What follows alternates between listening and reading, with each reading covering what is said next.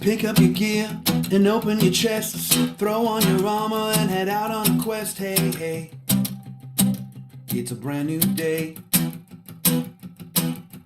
On the Sword Coast, your allies will help with blazing bows and magic as well. Hey, hey, heroes on their way. Fighting forever against overwhelming odds. Fighting together in favor of multiple gods. Idle champions of the forgotten realms. Idle champions, adventure never ends. Idle champions, hit you all at man. Idle champions, you will say it again. Idle champions.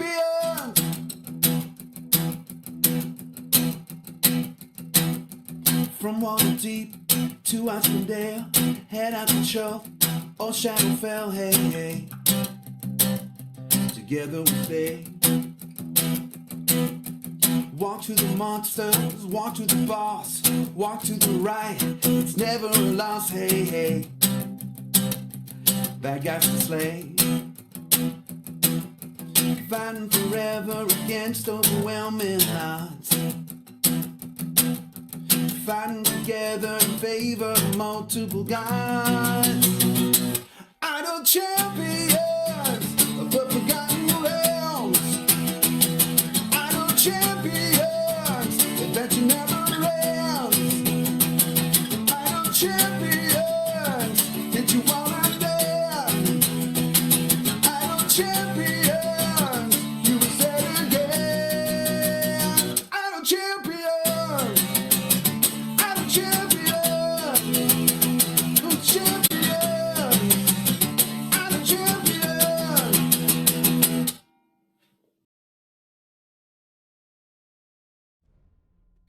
Hello everybody, welcome to Gaarawarr's Guide, the tutorial show.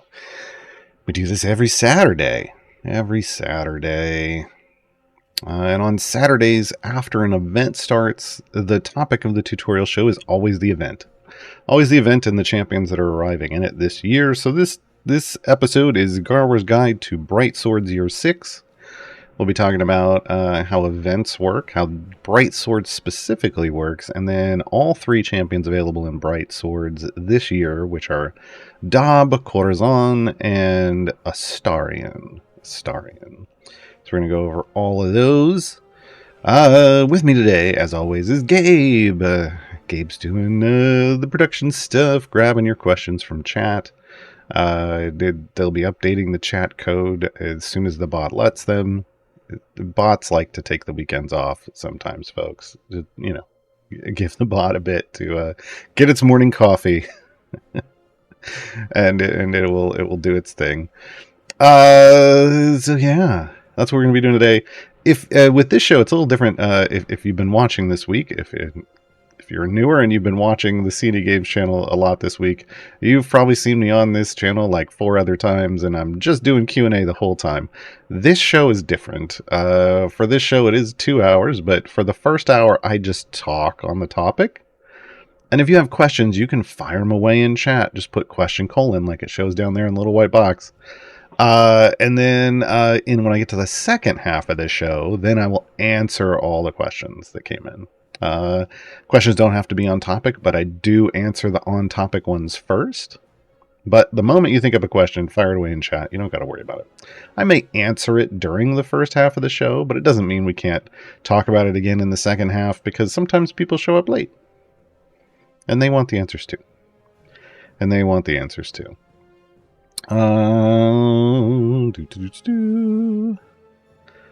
Alright. So we're just going to dive right in. So normally when you're playing Idle Champions and there is an event going, at the top of the event banner, or the campaign banner over here, is a Grand Tour of the Sword Coast. But when an event arrives, it's always going to be at the top to let you know that, hey, I'm here, prioritize me. Because you should. Events are the primary method for new champions arriving in the game. We have an event roughly every 3 weeks, and when I say roughly, there's 17 events in a year, and that puts us at 51 weeks.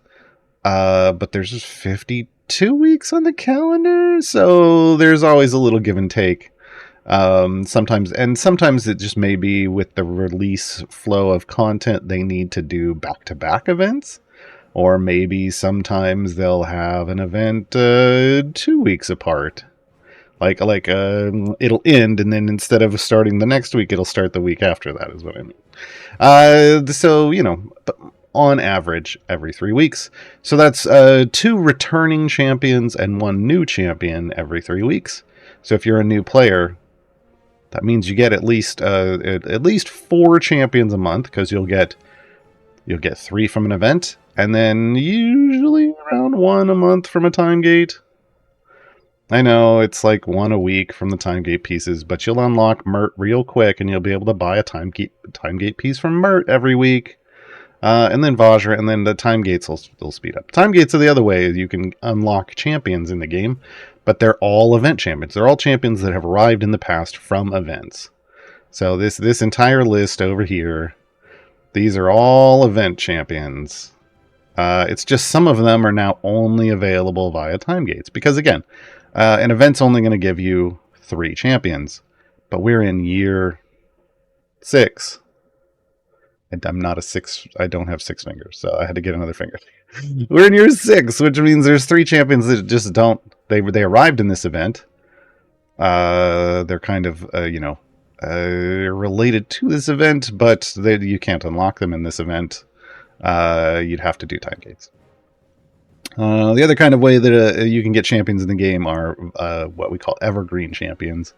And they're usually unlockable via campaign, by doing things in the campaign, like Dritz Doerden is unlockable here in Underdeep Cartography in the Sword Coast. There's like 1 of those per campaign, generally speaking.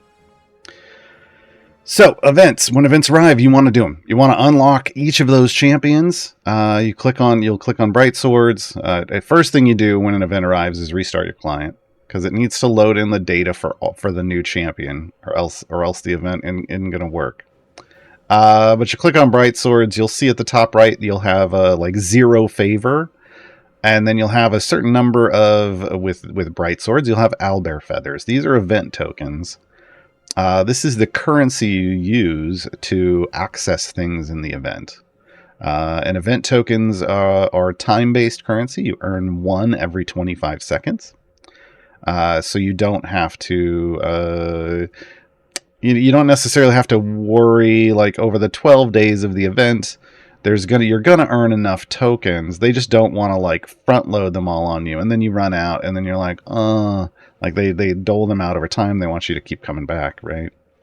But by the time the event is done, you'll have earned enough to do all of the things and earn some gear, and we'll talk about how to do that. There are ways to get more time gate tokens. There's only one way, and that's to open bounty contracts during an event. So one of the consumables you get out of chests, a lot of different types of chests, are bounty contracts, and they give time-based rewards. And since event tokens are time-based drops, bounty contracts drop event tokens. And that's one way that people like myself will get hundreds of thousands of tokens on like day 1 of the event. And yeah, it's more of a established player thing, but you can still get a lot of extra tokens from opening bounty contracts as a new player. Keep that in mind, but the hundreds of thousands of tokens you have to work up to that. You have to work up to that. Just like you have to work up to E53 favor. During an event, one of the first things you're going to want to do as you're unlocking champions is also simultaneously try to earn favor. You're going to start off as 0, just like you would in any of these campaigns, and you got to earn it. You got to earn more. The target you're shooting for is, we use scientific notation in this house, that's the E numbers. You're shooting for EO8 or better. EO8 or better. That's just going to make the whole event go a lot easier. So when you open up your adventure node, you're going to see the 3 adventures.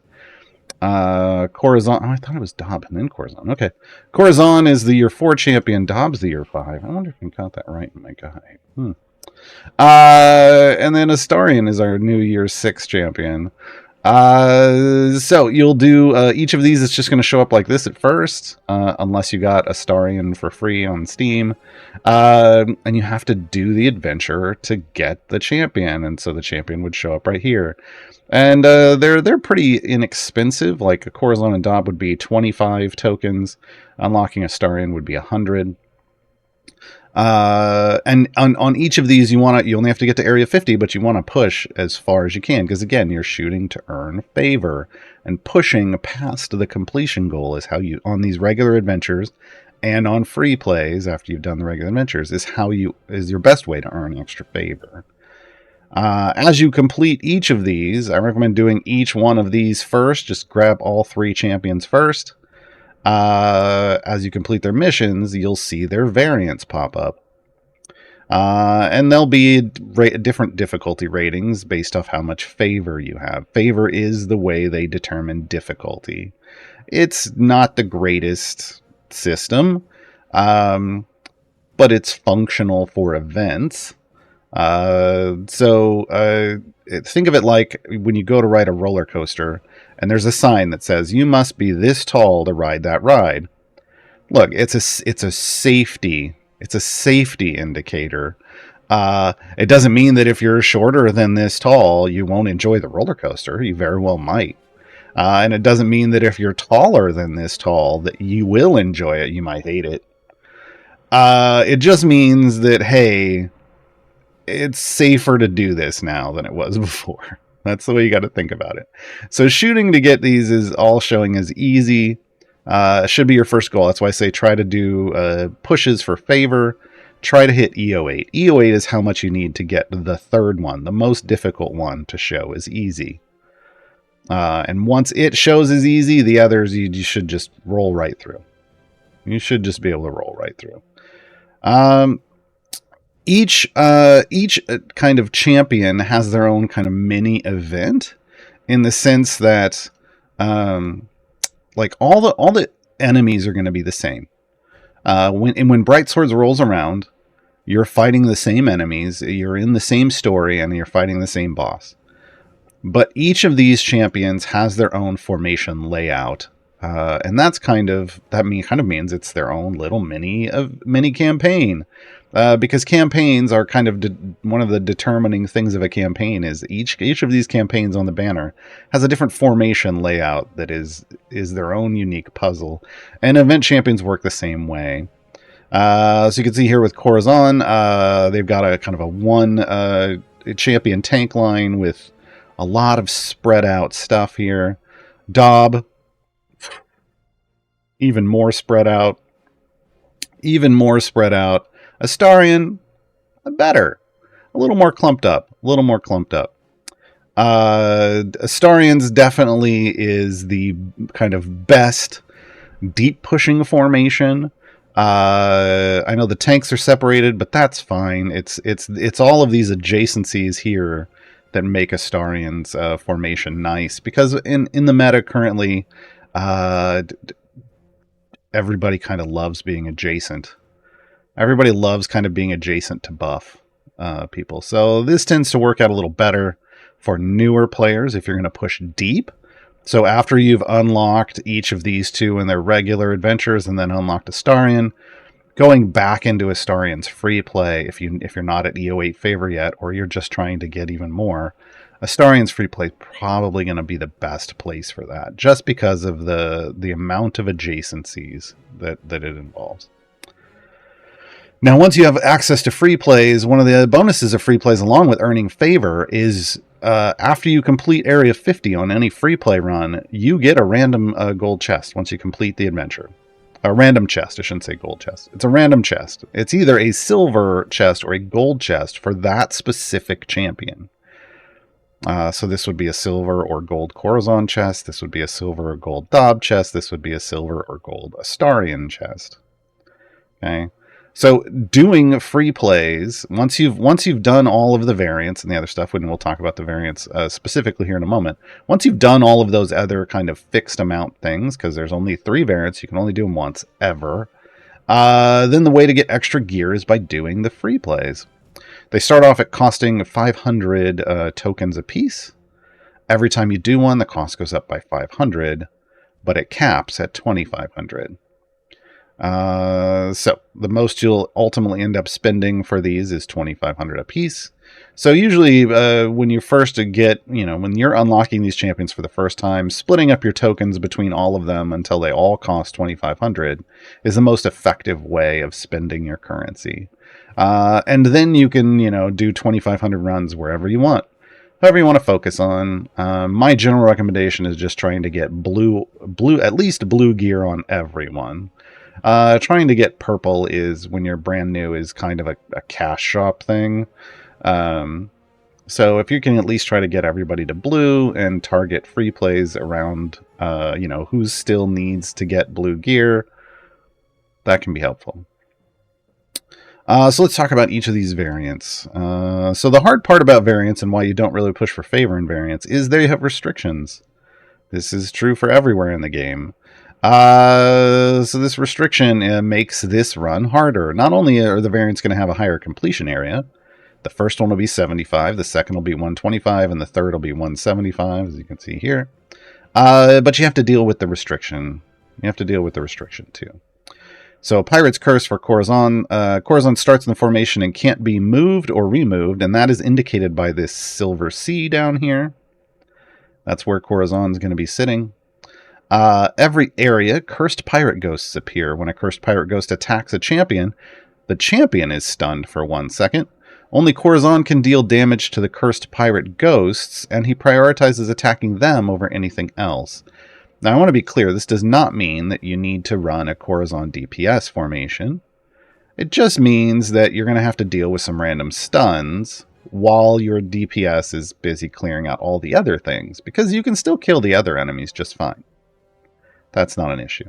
Just know potentially some stuns coming, and Corazon's going to be the one to get rid of those pirate ghosts. Overall, not a horrible variant. Grease the wheels. In every boss area, an orc war wagon appears to hamper the champion's progress. Double bosses are painful. So this is a rougher variant. This is one you definitely want to make sure you have the favor for before stepping into. Again, trying to make sure that all of them show as easy would make this a lot easier. It would grease the wheels. Anyway, the War Wagon must also be defeated in order to progress. The effects of Corazon's grease ability are doubled against the War Wagon. And that's a slow. It's a slow, right? But as we're going to talk about here in a minute, when we talk about Corazon, Corazon's grease does slow people down, but also you can hit his ultimate, and then the grease catches fire. It's kind of great. So, that's fun too with this. Haunted by the past. Corazon starts in the formation and can't be moved or removed. So again, they don't say where because there's other rules here. Normally you would look down here and you would see the C. 2 cursed pirate ghosts join the formation. Watching and judging Corazon. Oh, great. Every 25 areas they change positions. That's why they have the question marks, because they're going to go all over the place. Cursed Pirate Ghosts increase the base attack cooldown of adjacent champions by 1 second. So slows down your ability to kill things.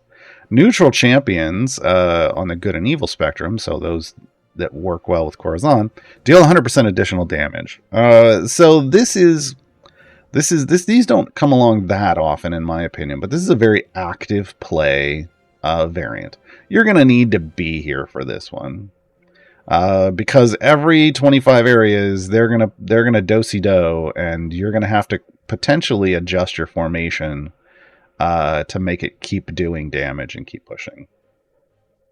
So keep that in mind. Plus, you're gonna be down 2 champions, and that sucks. So EO8 is the minimum before I would attempt Haunted by the Past. And honestly, aiming for E10 would be more recommended. Just for being down those 2 champions in your formation. Alright, let's talk about Dobb stuff. Half-Orc's Charm. Dobb starts in the formation. He can't be moved or removed. Again, that's the C here. Champions next to Dobb deal no damage. Words on a Saturday are hard. So that means you're not going to want your DPS in any of these 4 formation slots. They're going to want to be in these extended ones. Or in the front, but that's like a Archon or War Duke formation.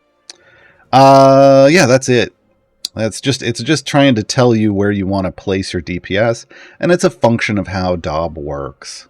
Dobb only buffs people that aren't adjacent to him, so they're just trying to teach you how to place other champions when you're using Dobb.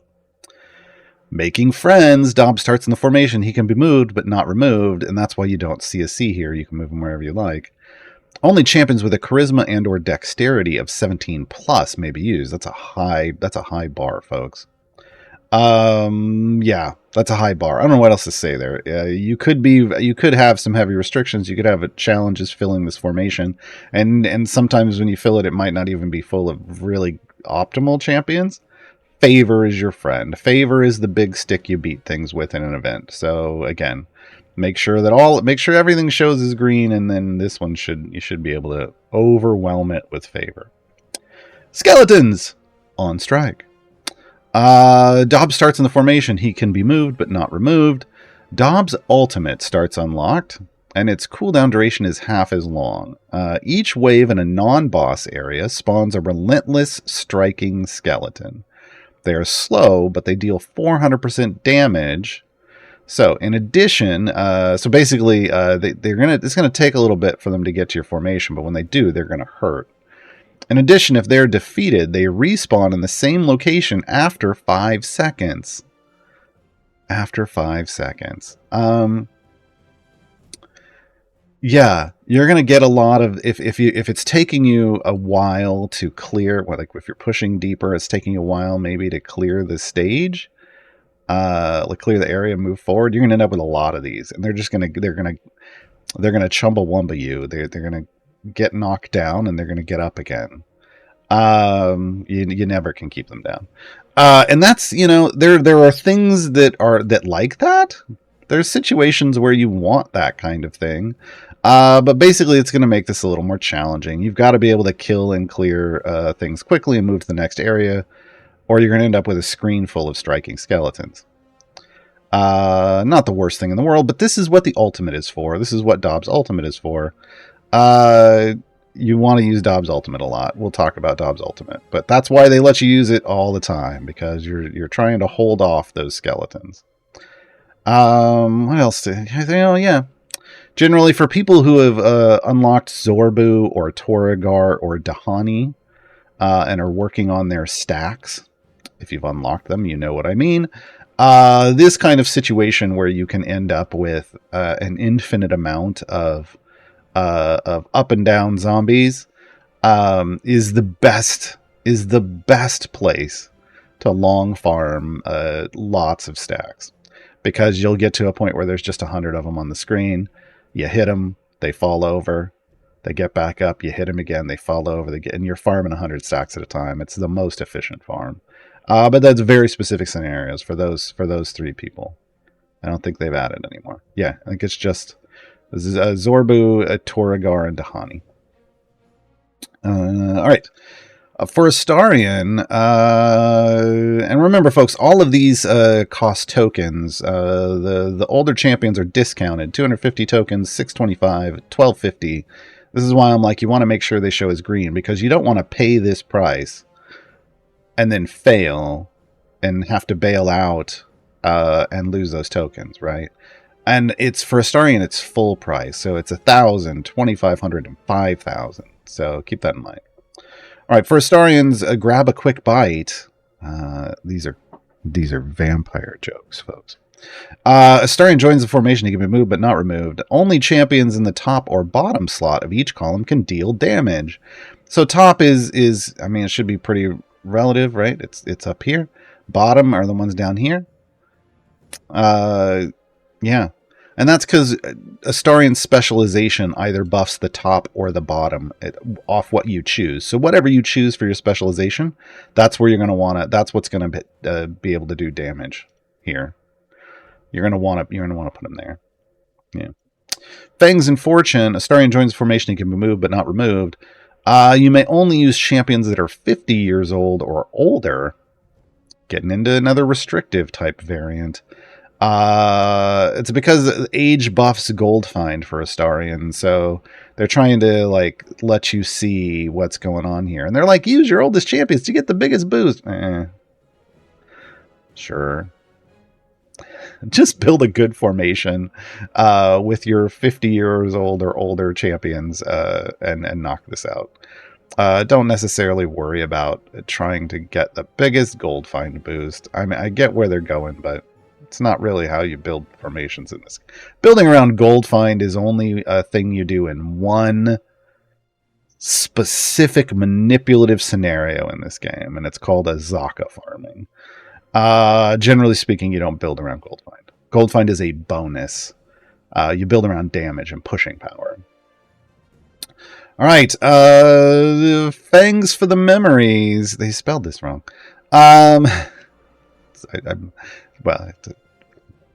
used to the Fallout Boy way of spelling it. Astarion joins the formation. You can move but not removed. You may only use champions with a base ultimate cooldown duration of 300 seconds or longer. So it's not even it's the strangest. We've never had this restriction, and it's there specifically because Astarion has an ability that reduces ultimate cooldown times by 10%. And what they're trying to do is twofold. They're trying to show you that when this ability fires off, you get a good chunk of time off those ultimates. What they're also doing is kind of helping you complete Astarion's achievement, which revolves around removing time off ultimates. So yeah, once again, it can be a weird. You might end up with a weird formation. Again, more favor can help if you think you're going to run into problems. All right, let's hop into an Astarion free play, and we'll talk about the champions. Okay. Let me throw some familiars out here to clean up the field, and let's get Dobb in. You know what they say, a little Dobb will do you. No, that's Brother Uriah, not Corazon. I see the black and white outfit, and I'm like, that's them. Nope. And Astarion is right here. Yeah, we're all on the right side of the formation this time around. Let me get them spread out here, and we'll dive in. Here, let's do like this, maybe. Sure. Okay. So let's talk about Corazon. Corazon's our pirate boy. Get some levels into him. Corazon comes to us from the Oxventurers Guild. This is a fully introduced guild, I guess is one way you could put it. Basically, all the members are here. So Corazon, Dobb, Egbert, Merylwyn, Prudence, and Rust. Corazon is a male human rogue, chaotic neutral, and fulfills the support role. And yes, it is Corazon per the content creator. Every time I see it, I want to say Corazon. It should be Corazon de Ballena, but no, it's Corazon for lore reasons. So, Corazon's base attack is melee. It's as indicated by the sword over here on the left. Corazon attacks a random enemy from the shadows. Their first ability, and kind of the one that you build them around, is Pirate's Code. Corazon increases the damage of all neutral champions in the formation. Now, it does specifically say on the good and evil axis.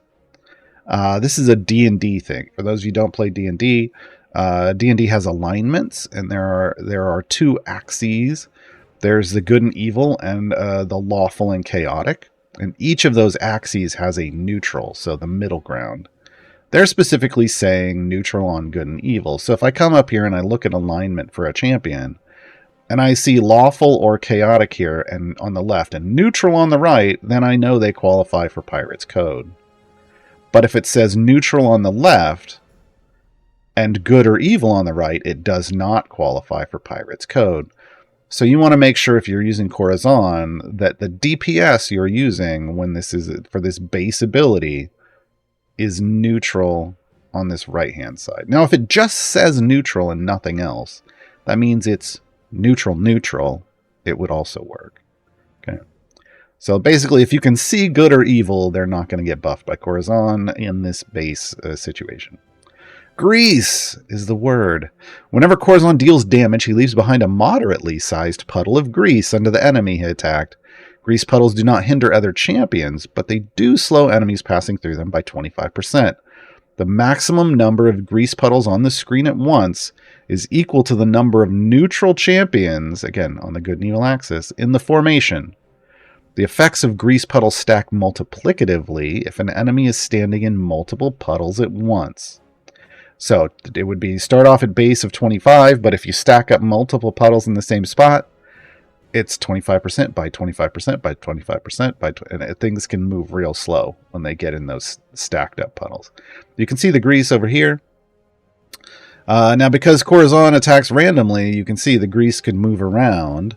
But there's ways we can focus it in a bit. And again, I only currently have one grease puddle, but you can get up to 10, technically. If all you were trying to build was a lot of grease puddles and not a formation that actually goes anywhere, you could have up to 10 puddles, right? Honorary crewmates.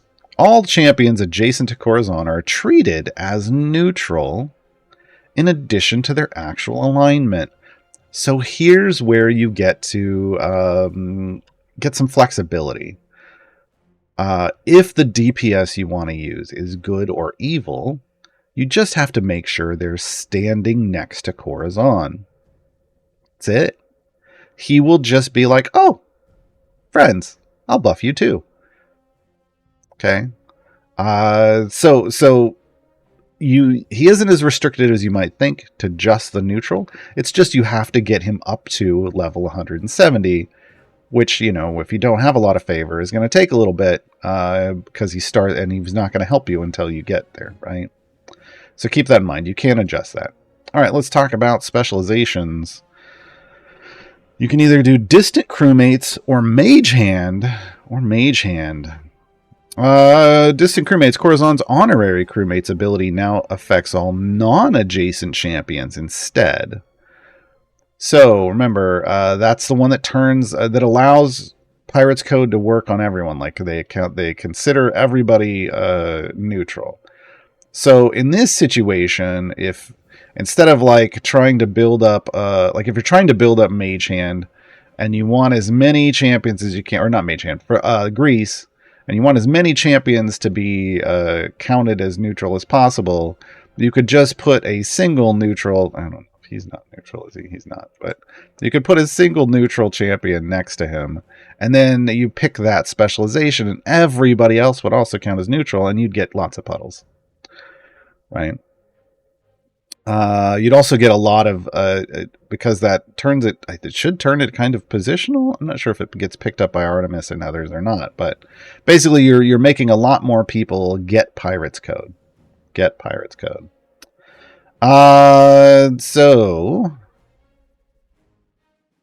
In this situation, we're going to go Mage Hand for reasons. But let's talk about Mage Hand. Grease puddles now form under the furthest enemy from the formation, instead of under the enemy attacked.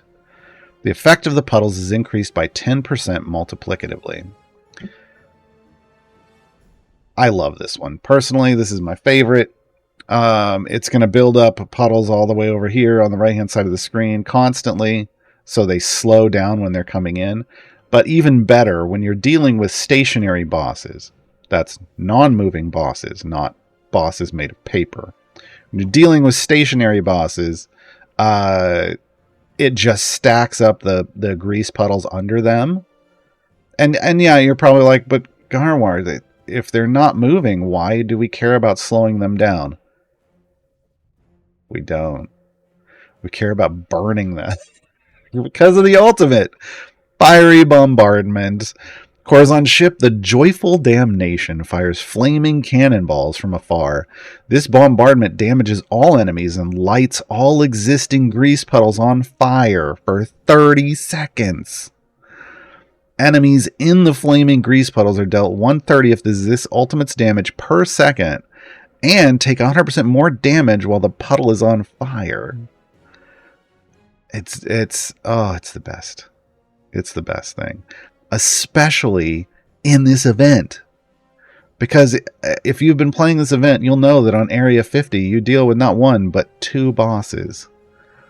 And the worst boss, the most annoying of the bosses, is the big spider that's webbing your party and preventing them from doing anything. And it's the one in the back. So you pick Mage Hand with Corazon, stack up a bunch of grease puddles, hit the ultimate, and they just go away. They just go away. And then you can kill the other one real easy. It's the best. It's the best. Mage Hand is great. The Mage Hand spec with the grease puddles, and again, you're going to want multiple grease puddles with Corazon. But once you do, fire burns everything. Goat Pirate, increase the effect of Pirate's Code by 1% each time Corazon attacks.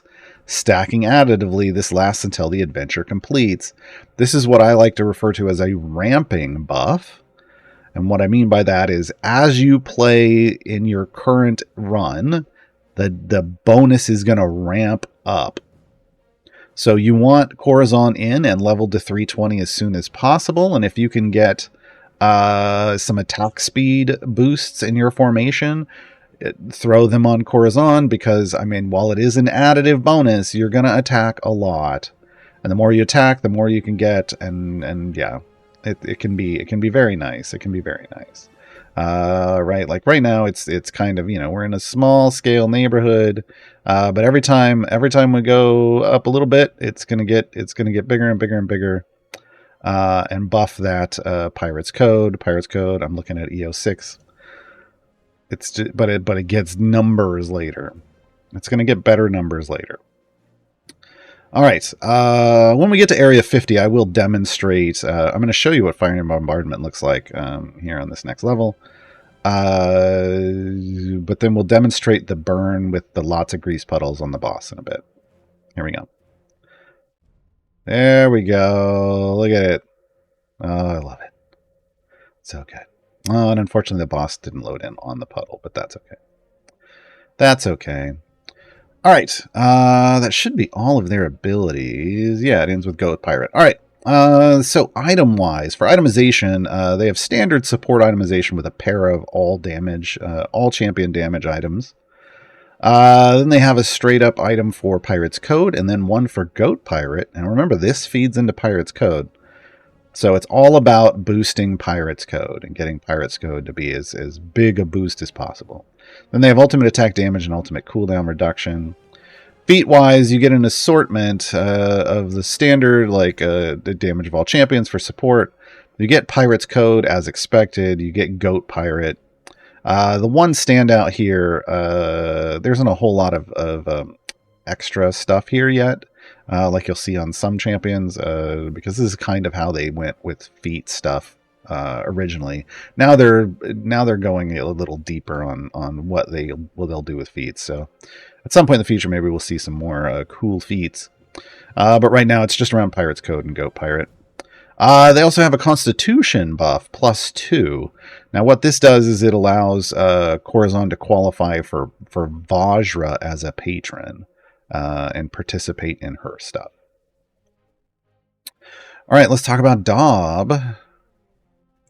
Let's talk about Dobb next. Dobb also joins us from the Oxventurers Guild. Male half-orc bard. They are chaotic good, but they're support gold, so that's fine. I know they're not helping you necessarily with Corazon stuff, but they're helping. Their base attack is Thunder Wave. It's a magical attack. That's what this icon means. Dobb leaps to the closest enemy and attacks with a wave of thunder, knocking them back. All right, so Dobb, again, just all about support and gold finds. So Traveling Entertainer. Dobb increases the damage of all champions not next to him. So it's not that he reduces the damage of the people next to him, it's that he buffs the damage of the people not next to him. I'm making that very clear because some people think it's the other way around. There's no damage reduction going on adjacent. There's just no buffing adjacent. So again, you want to put Dobb not next to your DPS. Busking. Dobb increases global gold find by 30% for each champion next to him, stacking multiplicatively. So you do actually want to put him, like in this formation, he would go in the back in the middle, and then your DPS would need to be in one of these columns, or in this column, one of these slots. Because you want to have him adjacent to as many people as possible to get the most gold possible, right? Just not next to your DPS.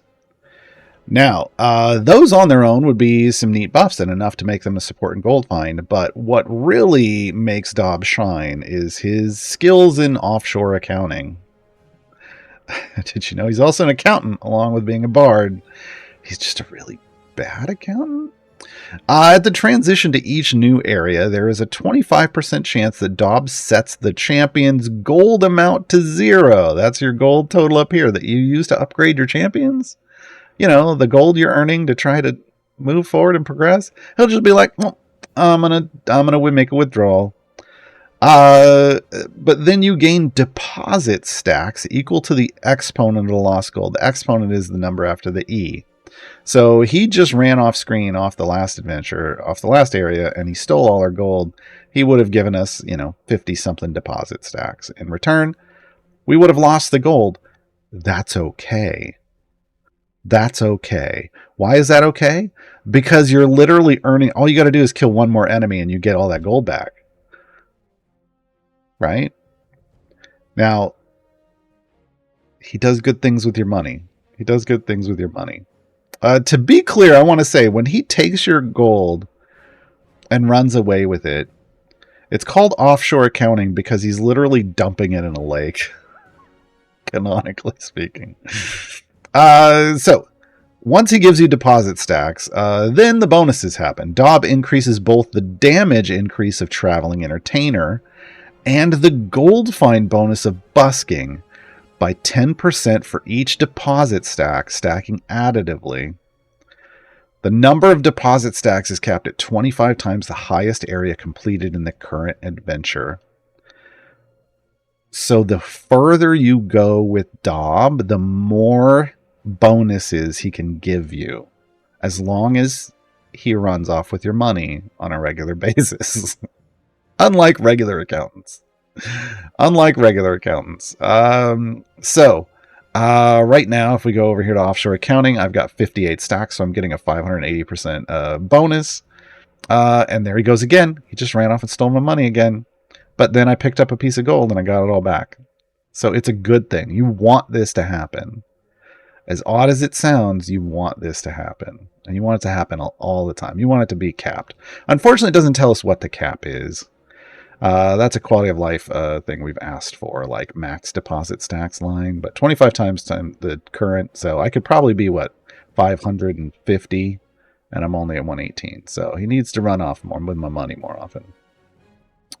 He needs to run off with my money more often, which isn't something I usually say. All right, specializations. Dobb wants to befriend people. Just straight up right here, what we're looking for is when you build out your full formation, then you choose the specialization and you pick the one down here that has the largest number. This one is that simple. Not all specializations are like that. Even when they show a number, some of them are baiting you. Some of them are traps. But Dobb isn't. Dobb's just straightforward. Because the buff here is 100% for each of these groups, for each of the numbers. The groups are magical base attack champions, or Ox Ventures characters. It's always going to be Ox Ventures characters plus. So, at least some of these are. These three are. Friendly is Oxventure champions and Charisma 17. Quick is Oxventure's champions and Dexterity 17 or higher, right? And everybody is basically for each unique race in the formation. Honestly, for me, most of the time, this one ends up being the highest number. I run pretty diverse groups. So I'm just going to pick that one. But you want to pick the highest number, whatever the highest number is. And you want to do it when you have everybody in your formation, not like when I just had 3 right now. Because that's going to give you the best idea of which one's going to be the highest number. All right, let's talk about the ultimate. Remember, Dobb's ultimate, there's a variant with skeletons. Remember? And it's based around Dobb's ultimate. Dobb's ultimate is Ethelfrith's Hammer. Dobb uses the hammer to summon a bunch of skeletons to build a wall that lasts 20 seconds, dealing damage to enemies in the way. For the duration, evil champions deal 1,000% damage for reasons best left unsaid. Hey, time to build that wall, folks. Hold on. Boom. There we go. They're building a wall. That's it. That's it. Now you get a wall and they can't walk by. They can shoot by, which is what these people are doing, and it's wrecking us. And it's wrecking us. But that's the ultimate, folks. That's the ultimate. Don't ask what the wall's made out of. This is why the damage bonus is for reasons best left unsaid. Don't ask what the wall's made out of, folks. Hold on, let me get rid of this. We gotta get rid of this thing before we die. We don't have a tank in our formation. There we go. Okay. Oh God. It's the worst. It's the worst.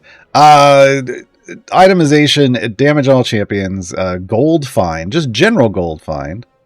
Traveling Entertainer, that's the damage buff. Befriend, remember that buffs damage again. Ultimate attack damage, ultimate cooldown.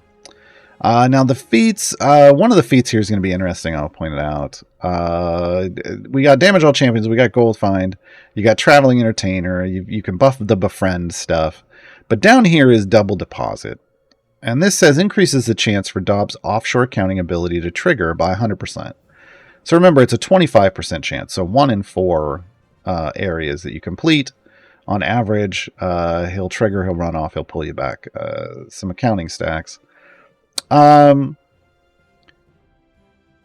don't know if it's worth it. You make your decision. Like I said, you want all those stacks.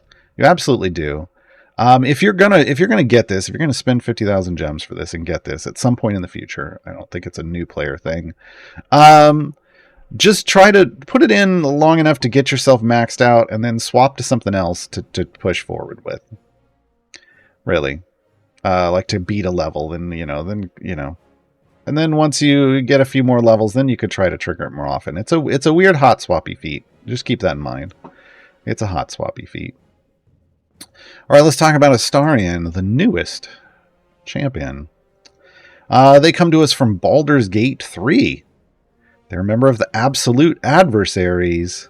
Right now, this is not a complete affiliation. We've only gotten 2. We just got Lizelle in the last event, and now we get Astarion. We have been told that we can expect either 2 or 3 more. For sure. For sure. But who knows? Who knows? They're a male high elf rogue, neutral evil, and they focus on support and gold find. Their base attack, oddly enough, ranged. That's what the arrow point means. Sneak attack. Astarion attacks a random target, dealing massive damage if the enemy was recently attacked. Now, the way they do that, why is this ranged when they're holding a dagger? They jump out here, and then they throw their dagger instead of stabbing with it. Sure, why not? So they are ranged. So just because they're holding a dagger, keep in mind that doesn't mean they're melee. Just like I think Merylwyn's holding a bow, and her base attack is magical. Dinar is holding a gigantic sword. Base attack is magical. So make sure you're looking up here to see what they're doing. All right, they have a passive ability that's called Vampire Spawn. Astarion counts as dead for the purpose of effects that care about dead champions, but alive for all other purposes. There is a champion in this game, his name's Desmond, he's right here, who buffs based off the number of dead champions in the formation. So there are literal formations that are built around dead people to get huge buffs from Desmond. So this just makes people who like to use Desmond happier because, hey, another dead person. Yay. Their straight up ability is a specialization choice, though, and it's outflank, top, or bottom. Yeah, we're not going to go there, folks. Astarion increases the damage of all champions in either the top or the bottom column by 1%. This is effectively their base buff. It's the focus of everything. We're going to go top here. Oh, Astarion. Just know that this is actually your buff. It's a specialization, but this is really just kind of your base buff you're building around, including building your formation around. So I'm going to want my DPS in the top column. Ceramorphosis. You got to get the emphasis on the right syllable, folks. Your formation gains 1 Ceramorphosis stack due to the Mind Flayer Tadpole in Astarion's brain. Spoiler alert. One of the worst kept secrets of Baldur's Gate 3. Astarion increases the effect of outflank by 1% for each stack, stacking multiplicatively. Now, right now, he gives you 1, and Lae'zel gives you 1. Because they both have this ability. Because they're both absolute adversaries. As we get more absolute adversaries, you'll get more stacks. So this isn't a huge thing right now, especially if you're just using one or the other of them. But if you're using both of them, multiplicatively stacking means you're taking their percent times the percent. That's the good way. That's the good way. And what makes it even better, what makes it a potentially overpowering ability once we get more of them in the game, is there's item support. And that item support affects the percentage number. We call that pre-stack multipliers. Ceramorphosis potentially in the future, huge ability for Astarion and Lae'zel. We do have one other tadpole in the game, and that's via a feat. There's a tadpole feat for Narak. Narak is... actually here was Corazon in this slot. You'd have to unlock Narak via a time gate, but they do have a feat for that. Generational Wealth. This is the gold find ability. So Astarion increases the gold find of the formation by 1%, a very small percent, multiplied by the total age of all champions in the formation. Astarion starts out at 350, so you're getting a decent base number. But then he's going to do a total of everything else, and you can find the total over here at 408. So I have 1,000% gold find just with 3 champions in. That's not bad. Free gold? Sure. So again, this is one where you're not necessarily building around it. You're building around outflank top and Ceramorphosis. Generational Wealth is a bonus. Okay. Well Fed. After using his Sanguine Hunger ultimate, Astarion's outflank is increased by 1%. This effect can stack multiplicatively up to 5 times, with stacks resetting, changing areas. Astarion's ultimate has a low cooldown, so if you are on one level and you're having trouble moving to the next level, make sure you're hitting that ultimate regularly, or you're parking a familiar on it, because you want that even though it caps at 5, you want that multiplicative bonus. Why not? Take whatever extra damage you can get. So just know, the longer you're on a level, as long as he can get up to 5 ultimates off, that's going to be his max damage that he's going to be able to put out. Or max buff he's going to be able to put out.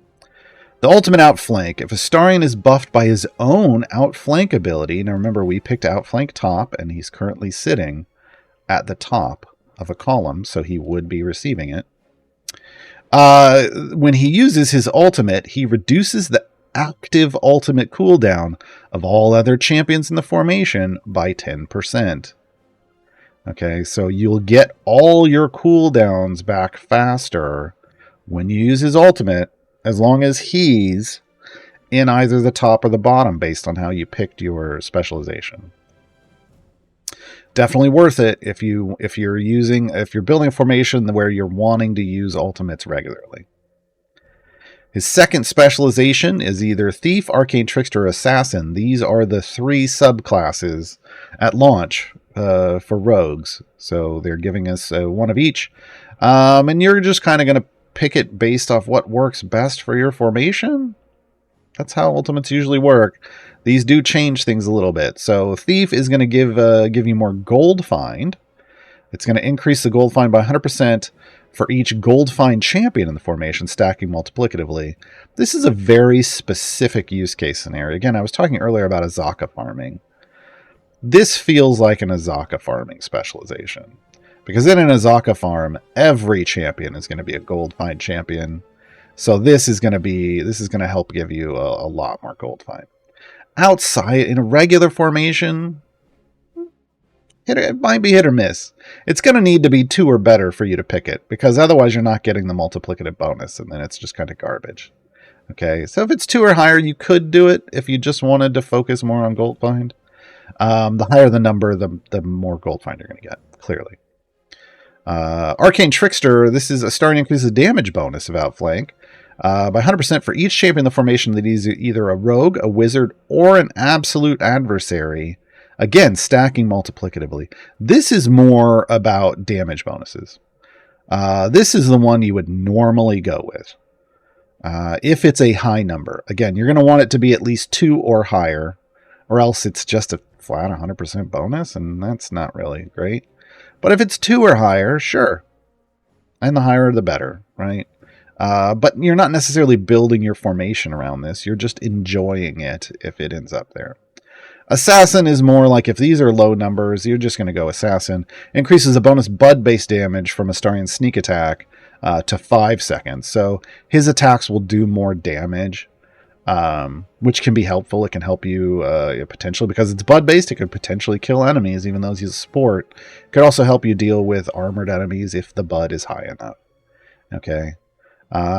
So there's different scenarios at work here. You're really going to have to decide what you want to do. We're going to go Arcane Trickster.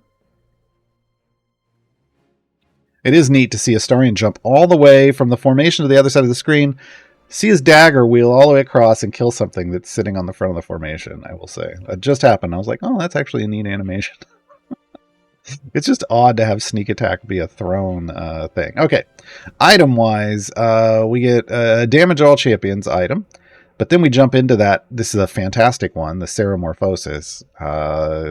It's great, potentially in the future, super big deal. Generational wealth, so that's your gold find. Well fed. This is that multiplying bonus, the well fed stacks. This also pretty nice itemization. Even though it caps at 5 stacks, it's still buffing, and we like that. Noble Sword is outflank, top, and bottom, so there's your main buff, so that's the big one. That's the kind of the general all-purpose buff. And then reducing the ultimate, and again, you want that because that feeds into building your well-fed stacks. So pretty good itemization on Astarion. Item-wise, we have damage all champions, gold find, generational wealth, outflank. If you come down, you'll see the bigger versions of those. But here we see Ceramorphosis. Again, once we get more stacks, this is going to be a big deal feat. You can say increasing the effect of well-fed. This is odd. I know it says 40%, but these are multiplicatively, unless it specifically calls out additively. It could be okay. It's okay. It's not a big... it's fine. Actually, oh, well, wait, I'm thinking about the wrong one. Well-fed is the buff, so that's fine. That's the ultimate stacking one. It's this next one, the ultimate outflank. That's the one. This is 20% and 40%, and they're multiplicatively, and they're not additively. And remember, that starts out at like a 10%. So this would make it 12%. If you just put this one in, that would make it 14%. You get a little like 15% if you put them both in. These are weird. These are the ones that are a little weird. But what are you going to do? Yeah. So maybe not those unless you're just working on, unless you're just really into reducing cooldown timers. His ultimate, remember, again, it bites the enemy with the most health, heals him fully. Sanguine Hunger. The big deal about this one is when you pop these two, and then you hit this, these got reduced. There, they just popped and they got a reduction. Again, only a 10% total time reduction. So on a 300-second cooldown, you'd save 30 seconds. But on something shorter, like on a 60-second cooldown, you're going to save 6 seconds. Smaller reduction on the cooldowns, but there is a reduction. All right. That's everyone. I'm going to I forget to do this sometimes, but let's hop over here and look at achievements. So every champion arrives with 5 achievements, but those achievements aren't necessarily all about them. So there's 4 that are about them, but 1 that you have to really work for. So recruiting the champion, pretty straightforward. Getting a piece of gear for each of their equipment slots, super straightforward. And completing all 3 variants. Now, if you unlock this champion during the event, this is straightforward, because all 3 variants are available to you in the event. But if you've unlocked a champion during a time gate, you're only going to get 1 variant per time gate. You'll have to do 3 time gates to get these, right? But all of these, and then this is the champion-specific one, all of these 4 are available via time gates, just not as easily, right? And then the 5th one that arrives has to be done in the event itself, and it's these numbered ones. This is specifically about reaching these numbered areas in a free play. It has to be an event free play. It can't be a time gate free play. It has to be an event free play. So these are the only ones you have to worry about finishing during the event. And if you're a brand new player and you can't get to the higher goal, it's okay. It's fine. The event returns every year. Every year. You have to wait, but look, I'm playing this game for 6 years. This is a long-term game. This isn't a game you play for a couple weeks and then you finish. Yeah. So now the specific one is going to have different things you have to do for it. So Astarion's is reduce each champion's ultimate cooldowns by 5,000 seconds total via ultimate outflank. So yeah, you're going to need to use Astarion's ultimate a lot after having fired off everyone else's ultimate. That's how that works. For Dobb, brightly dare skeletons do bad. They defeat 10,000 enemies while the wall is up. So again, the wall is up for a short period of time. So yeah, you're just gonna have, you're gonna have to use Dobb a lot. You're gonna have to use Dobb a lot, right? That's how a lot of the ultimates are. Bring the Heat is the specific one. Use Corazon's ultimate attack to damage an enemy that is standing in 9 or more grease puddles. This is harder to do.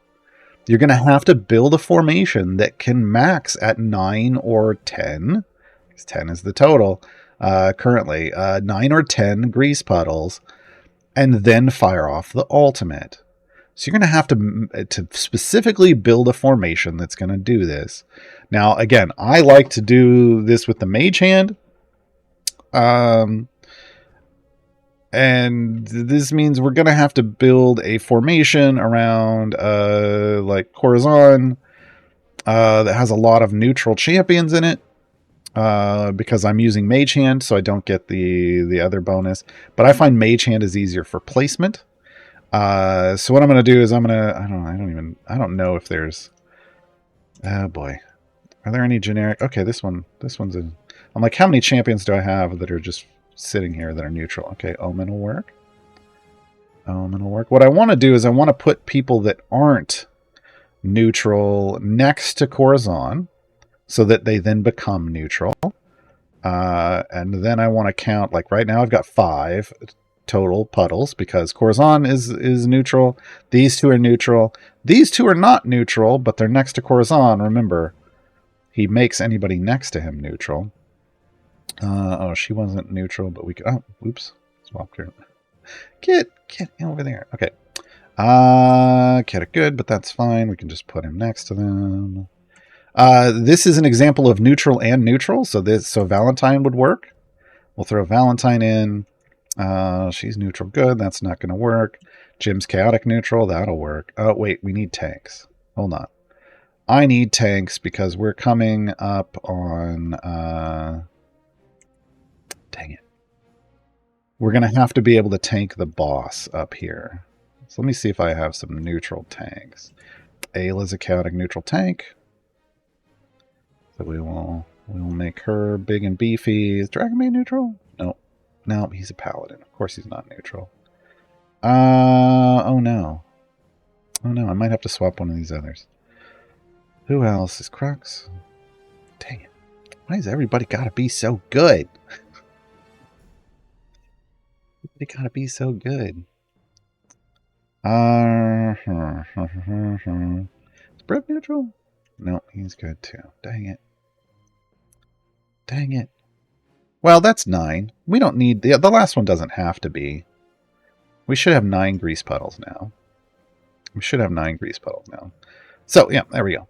That's all I gotta hit is 9. And then I gotta fire off an ultimate on the enemy that's furthest away. So we will work up with from here. And then we will... when we get to 50, we'll stop on area 50. And I will show you how to do this achievement... while also showing you how to melty a boss. Okay. So we're going to take a short musical interlude, and then we're going to switch into the Q&A portion of the stream. I do see about 9 questions over here. Remember, if you have a question, put question colon like it says down there. It can be a question about today's topic, and be a question just about the game in general. I will get into those when we get back. We don't have any songs about any of this event's champions. But we do have a song about a prior champion from this event. This is Lazap's song, Artificer of My Fate.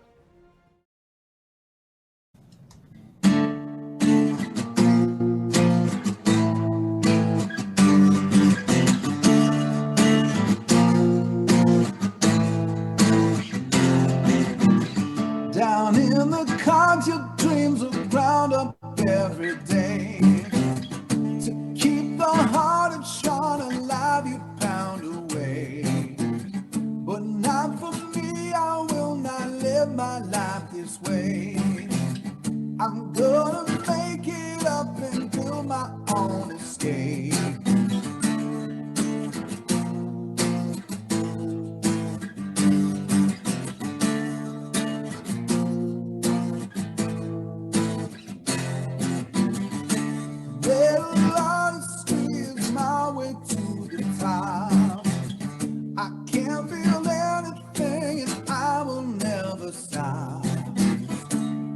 Creations take me where I wanna go. I'll make it to the summit from the depths below. If you want something from this world, you have to take it, or just make it. Give me steel, give me fire. Watch what I create. Make it real, tell me fire. Come to my escape. My machines and my dreams and reality. It's my destiny. Artificer of my fate.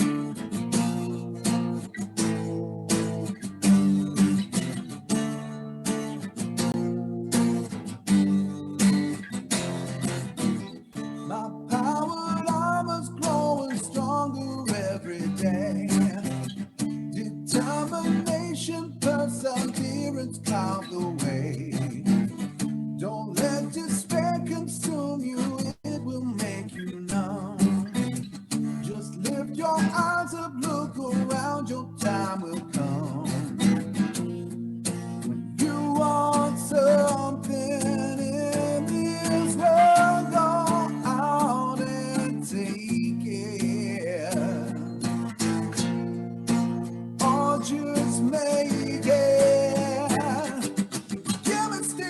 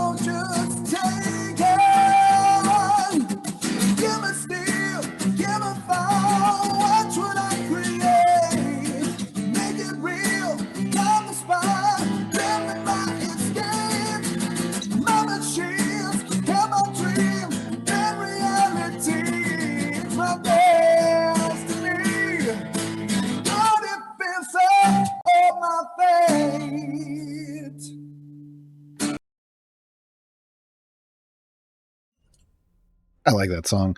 We did that one at the break. I saw another reference to another song. It is coming later. But I wanted to get Lazapsis in because we never get to listen to Lazapsis' song. All right. One question I was going to do first is it was just a kind of a random fun question, and that's did I pick today's code for the cryptex? I did. It's a reference to my mnemonic. It's a Brittany mnemonic for me to remember how to pronounce Astarion. Because he's so lucky, he's Astarion. That's it, folks. Because I was calling him Astarion forever, because in Baldur's Gate 3, even though I'm hearing the voice actors say his name right, whenever I'm playing Baldur's Gate 3 and I want him to do something, I turn around and I look at him and he's just off staring into the distance somewhere else. And I'm like, dude, any day now. All right. So let's dive in and see what question. Oh, you know what? Nope. I'm gonna do. Here's the spider thing. Here we go, folks. If you got issues with spiders, look away. I don't know. There's no fix for that in this game. Here is the Area 50 boss for this event. This is Bailey Errol Tavabent and her huge spider queen friend. Now, I'm gonna to show this for a second. I want to show you that Mage Hand is placing the grease puddles down over here on the right. That's what we want. It's going right under the huge spider queen every time. This is why Mage Hand is great, not only for the achievement for bosses, but for bosses like this. Now, this is an armored boss, and you can tell these are both segmented health bosses. But Bailey Errol is armored, and you can tell because there's this gray shield. Bailey Errol has an E15 health total and 50 chunks of segmented health. And so if you take E15, you divide it by 50, that's the minimum amount of damage you need to do to Bailey Errol to remove an armor segment. Now, the huge Spider Queen is also a segmented health boss, but they only have 50 health and 50 segments. That makes them a hit-based boss. You just have anybody can remove damage, even clicking without even level up your click damage will do damage to the Spider Queen because you just need a minimum of 1 damage. Okay. Now I'm going to reset this, and I'm going to show you what you want to do for Astarion's achievement. Is you want to show up to this with Mage Hand, with building out your formation. Already have all this prepped, so you know you're going to get 9 grease puddles. And what we're going to do is we're going to count Astarion's attacks. We need him to attack 9 times, which might take a while if he gets webbed. So we have to stay. This is why I wanted a couple of solid tanks. We need to stay alive long enough to attack 9 times. Otherwise, the achievement isn't going to pop. He's always going to, and no matter who he attacks, the puddle's going to go here. There's 1, 2, 3. This would be quicker if I'd put somebody boosting his attack speed next to him. 4, but it didn't really work out with the whole neutral thing that way. 5, 6,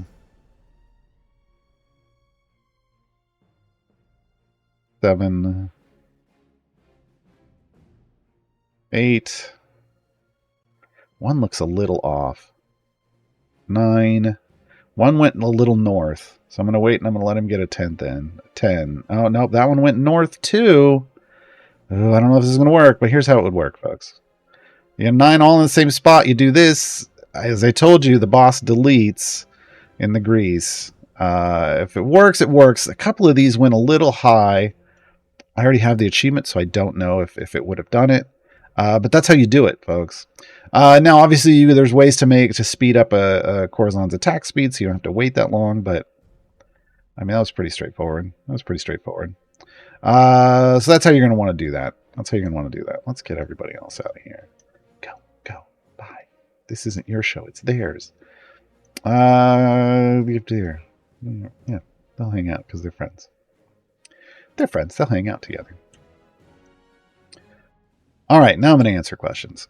Bipolar Bear Gamer, Brightswords mission, grab a quick bite. Why do 2 of the party members not do any damage? Let me go look. When in doubt, read the restriction. Only champions in the top or bottom slot of each column can deal damage. So, I mean, the only people that are going to be doing damage are the ones up here. This one here, which is in the middle, not the top, and this one in the middle front, they can't do damage because the restriction says only champions in the top or bottom slot of each column can deal damage. That's why. So whenever you run into something that's going weird, I mean, first off, before you do any variant, please read the restriction. Understand what you're getting into. But if you end up in a variant and you're like, why is this happening like this? When you're in the variant, you can just hover over this arrow up here and it'll tell you the restriction. Read the restriction. Generally, that explains it. If it's something that's not here, a bug. But that's working as intended. That's working as intended because that's the restriction. Oh,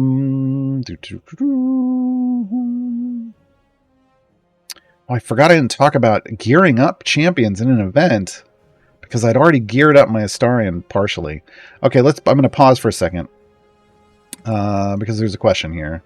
There's a question here about chests. So, Morakale, I've been blessed from seeing his generosity. I have a ton of event heroes missing items. I'm out of Electrum chests. So I'm wondering if I'm shooting myself in the foot by using silver and gold named chests. Look, it's your account. Do whatever you want. But here is, since we're talking about an event, here's how you gear up event champions most efficiently. Remember, you can do whatever you want. It's all going to work out fine long term. There's no real shooting yourself in the foot. But usually what people come and ask me is, what's the most efficient way to gear up my event champions? And there is a one true way. There is a one true way. And that is to start with these Electrum chests that you get from streams like this, codes from streams like this. There's other ways to get these codes. There's a combinations channel in the official Discord that keeps track of people, post them in there when they find them. There's usually 30 or more a week. So this is a great source of gearing up all of your champions because Electrums drop gear for every champion you own. You want to start when you unlock all 3 champions in an event first, then open Electrum chests. You're starting with Electrum chests because Electrum chests will only drop gear that is white through blue, common to rare. Getting blues out of Electrums harder to do. The goal here, what we're looking for, is to try to get the whites and the greens, specifically the greens. We want all the champions to get to green, either via starting with Electrums. Hopefully we can just do it with Electrums. If not, then you can open the named silvers to try to get there as well. But if you're trying to be efficient, you want to start with Electrums, run out of Electrums, then open named silvers. If you're trying to be efficient, you want to hold the gold. Hold the gold until you have at least green or better gear on your event champions. On this specifically for Astarion, if I had a stack of gold Astarion chests, I would sit on these until he had green or better gear. Green is the minimum. This is because while Electrums and silvers will both drop white to blue, blue is harder to get, but it's guaranteed upgrades in a gold chest. Gold chests will guarantee you to upgrade you either to green or to blue. You don't want the green from your gold chest. You want to get the greens from these so that you can be full blue or better in 6 gold chests or less. It's just the most efficient way to get to blue. And blue is when that champion comes online. That is, they've got good multipliers. That is good gear for you to work with going forward. As a newer player, full epic is either a cash thing or your dreams. But you want to just try to get to blue as quickly as possible. Getting full epic isn't something you can do with a normal amount of tokens. Getting this number of chests that I have here isn't something you can do with normal amount of event tokens. I have this many because I had lots of bounty contracts. Remember at the top of the stream, I said bounty contracts is how you get extra chests, like extra tokens, and thus doing free plays gets you extra chests. So my Astarion is already blue or better, so I can burn all of his silver chests.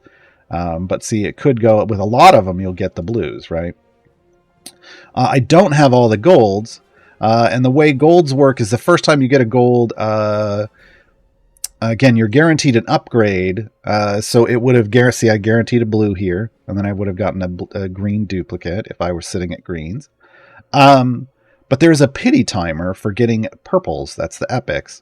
And the first time you open any gold chest, the first time you encounter a specific gold chest, its pity timer is going to be at 4. Once you get an epic out of it, even if it's before that 4, it will reset to 10. 10 is the default. So you can see here I was at 1 and 9. I'm going to open these just till I get an epic. And you'll see the pity timer will fill up over here. When I get an epic and click done, the pity timer is going to reset. Oh man, are we going to run the pity timer all the way out? Yeah, that's fair. That's fair. Yeah, and I got teased with that bounty contract. That doesn't count towards my pity timer. Yeah, I'm running this epic all the way, but that's okay because I got real lucky. There we go with my first one. So there's an epic. I did run the pity timer, so this was the guaranteed epic. When I click done, it's now reset. And then I go hunting for my next epic, right? And it could take me, nope, I got it after 2 on that one, right? So this pity timer is going to reset again. Boom. And that's how it's going to work. That's how you go to gear up your champions. I'm only missing 1 more, but I've got a lot of chests, clearly. And all of the duplicates are going to be duplicate item levels. It's going to make me stronger. There's a bunch of epics. So now I have a full epic Astarion. I actually legendaried a couple of items earlier this week on stream. And that's, this is what you can get for when you have lots of bounty contracts. You get lots of bounty contracts by spending your gems on chests, gold chests specifically, and opening them. That's it. To open lots of gold chests. Okay.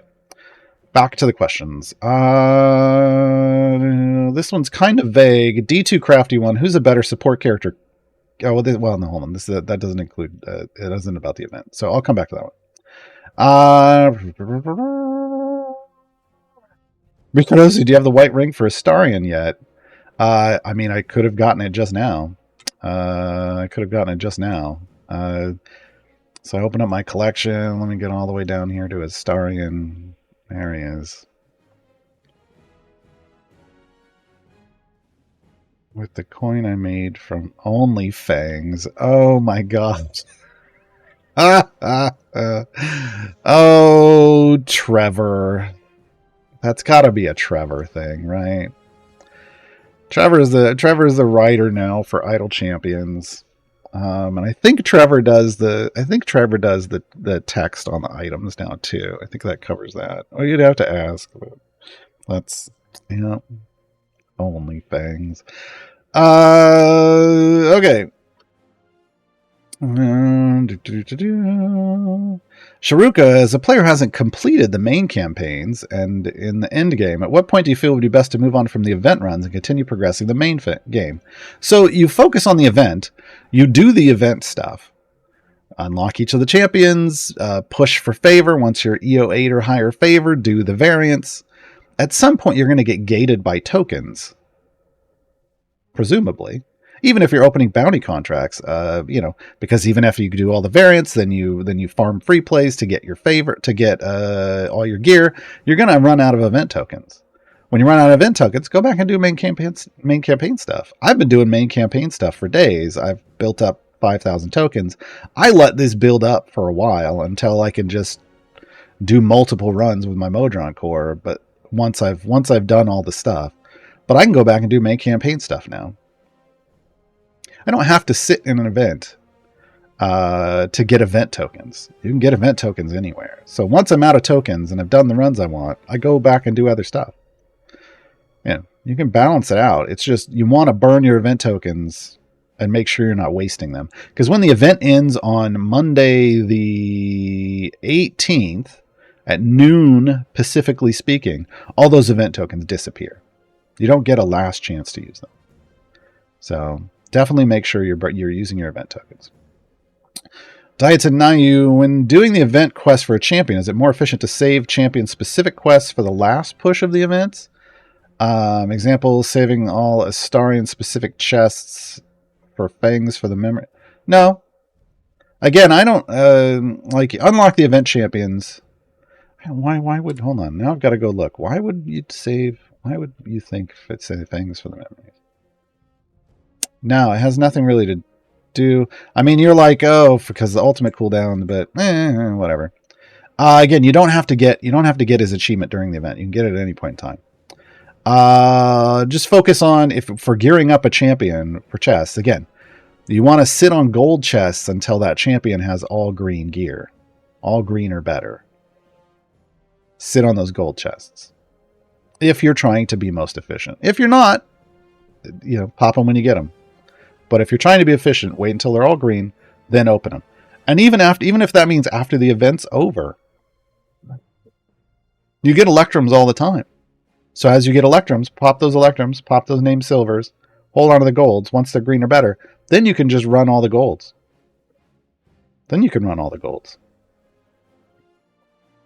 So yeah, I don't care about saving the variants. The only rule I have about saving variants is don't do them until you have enough favor for them to show as green. And that's more, you could potentially do them, but new players usually don't know their power rating and what's going on yet, like how much power they have and whether they can finish stuff like that. So I just recommend getting more favor, so it'll show as easy. A quick follow-up I see right here. Shy, how do I make the difficulty drop from deadly easy? Get more favor. Hop in a free play, push deep. Not until the pop-up. You don't just push until the pop-up comes up and says complete now. You're not going to get any favor. The popping up, like leaving when it says complete, is only something you do in a variant. In a main adventure or a free play. Well, in a free play, you better be going deep because else, well, it depends on what your goals, but you get favor. Favor changes difficulty ratings is where I'm going. And usually when you're in a regular adventure or a free play, usually you're there to get favor. Sometimes you're not, but you would know if you weren't. Nulu, what is the advantage for opening electrums before a silver? So here's the thing. Like I said before, electrums drop gear for every champion you own. All of them. Whereas that named silver Astarion chest only drops gear for Astarion. What this means is if I take my and the way silvers and electrums work, the only rule that they have is that if someone has no gear in a slot, they will prioritize dumping into that slot. And also, if they roll like a green or a blue, potentially that as an upgrade, it will go to someone that needs an upgrade rather than be a dupe, like a duplicate. So this means you don't want to pop silver named stuff first, because you're reducing the ability for an electrum to help you gear up that champion. By doing the electrums first, here's like, I've got 120 something champions, right? Electrums could go to all of them. If they're all geared, it's an equal distribution, equal chance. But when one of them isn't geared, I've created a little funnel, right? So electrums are going to funnel into this and go towards those ungeared champions first, and then normalize up as the different rarities pop. Doing that first, the silver named ones are always going to go to that champion. So you can wait. You can do those later. You know where they're going. But electrums, the only time you know where they're going is when there's no gear. It's always going to focus there completely. I don't care how many champions. I could have 1,000 champions. If one of them has no gear, when I'm popping electrums, those first 6 items are all going on, like those first 6 Electrums are going to drop items from that champion. After that, it's going to, if it's greens, it takes more Electrums now. Like 6 Electrums gets you an item for each slot on a new champion. If you just have one champion, that's 6 Electrums. Could have dropped white, green, or blue. But let's say it drops 6 whites. Just for example's sake, let's say it drops 6 whites. Now I start opening more Electrum chests. Now, if that Electrum rolls a white, it could dupe anywhere. But if it rolls a green or a blue, it's going to drop on that new champion. Because that's how the Electrum works. And it's going to, and then it potentially it'll stack up then 6 greens. Now at 6 greens, you can stop open Electrums. Then you could pop all of your named silvers if you want. At that point, get a chance for a blue there, but then you do the golds afterwards. This is just a function of how the chest rules work. Electrums, then named silvers, then named golds. What would happen if you opened the named silvers first is you would fill in all those slots, potentially, and then when you start popping Electrums, it's just a 1 in however many champions you own chance for that Electrum to get on that new champion. And then they're kind of pointless. But when you open them first with an ungeared champion, it's like a magnet is sitting there and pulling the gear onto that champion with Electrums. So there's no need to do the focus stuff until after you do the unfocused one, which is the Electrums. Let's see. Babylon Wander, how did you manage to get 70 gold Astarion chests? Well, let me demonstrate. What am I up to? I'm up to 90. I bought a bunch of these. Don't freak out. I bought a bunch of these. Let me buy 5 more. I spend my gems. I had like 1.5 or higher million gems earlier this week. I spend my gems on gold chests. That's what my gems are for. And oh, no, I needed more than that. I don't know why I thought I needed 2. I needed 5. Here. I spend my gems on chests. My gems on gold chests. And every event after I open up all of my bounty contracts, which I did already, these came out of those Astarion chests. I go in and I refill all of my bounty contracts. And I just do 2,000 gold chests every event. It gives me a roughly balanced number of tokens every event. Oh, plus I get all the feats for the champion. Here's all of the new feats that came out for our champion since the last event happened. Open 1,000 more. And then when the event starts, day 1 of the event, I burn all my bounty contracts. Oh, I got a shiny. Dang it. All right. I was hoping it would land on an evergreen that I actually cared about. But it's Okori instead. And now I have a ton of contracts. There's no smalls yet. There's like tiny little white ones. Those come out of Electrums. I haven't gotten any of those yet. But yeah, now I've got a bunch of bounty contracts. And this is roughly how many bounty contracts I use. Now, between now and the event, I will open, again, more Electrums. Any named golds that come up, that's going to potentially contribute to this pool. And the luckier I get with these larger ones, the more tokens I'll end up with. Because I checked this time, and the total number of tokens I get from greens and blues is bigger than what I get from this gigantic stack of greens. So this is still going to be the biggest part of your token haul. But yeah. What is it? Refill bounty contract? Well, because I used them all. I literally burned this many bounty contracts plus some extra because it would have been higher. At the start of the event, that's how I ended up with over like 176 total chests for Astarion. Right? I used them all. And then I refilled my stash by opening up all of those gold chests. Because this is part of the loot that came out of all those gold chests I just opened. It also gave me, potions and blacksmithing contracts and other fun stuff. And all those feats, but really I want the feats and I want these bounty contracts. Blacksmithing contracts I'll use later. Potions I burn all the time. But yeah, that's how I got that many. Now, again, I highly recommend spending your gems on gold chests and opening gold chests and then storing up your bounty contracts until an event happens, using them during events, because that's what then lets you farm lots of gear.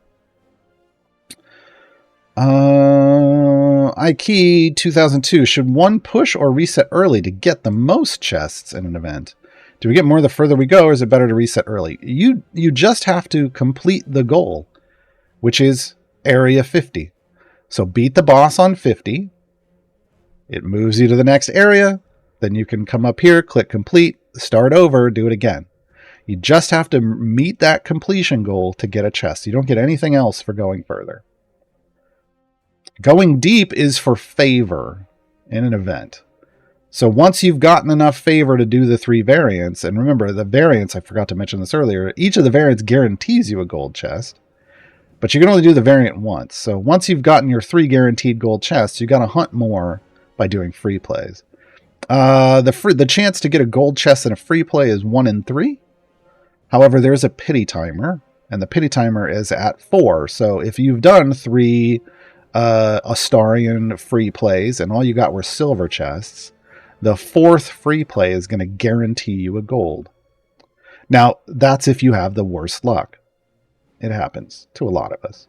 But sometimes you get the best luck and you get 4 golds in 4 free plays. So, statistically it's going to average 1 in 3, but the pity timer is going to give you some protection so that you get a decent number of them in an event.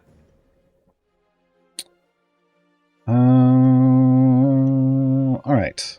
Robin, is it still possible to get gold Astarion chests from rerunning the free play? Yes, that's what we want. That's what we just did. I did 6 resets and only got silver so far. That's not true. I know you might think it's true, but it physically can't be. I've been playing this game for 6 years. More often than not, what I see from people when they say this is that they don't realize they got a gold, or they were doing free plays for different, or they were doing free plays for everyone. So if you do a Corazon free play, and then a Dobb free play, and then an Astarion free play, and then a Corazon free play, that's not your 4th free play for the pity timer purposes. You have to do them all for the same champion. So if you were accidentally doing them from different champions, it's not going to work. But yeah, you can look in your loot journal to see. The journal is under the I for info. It's this down here, and then there's loot, and you can see exactly what you got when you complete stuff. Here's look, I open when you open stuff. If you truly believe you did 6. Now, yeah, that's fine. You're resetting it with the Modron core. That's cool. You got a gold in there. If you truly believe you didn't, submit a ticket. But in 6 years, I've never actually, there's never been a confirmed case that I know of somebody running and getting just silvers, getting 4 silvers in a row for the same champion. It's one of the few things in this game that's been consistently working correctly. Bipolar Bear Gamer, what's the point of favor? Favor, its base purpose in campaigns and events and time gates and everywhere favor shows up, is to become a gold find multiplier on your runs.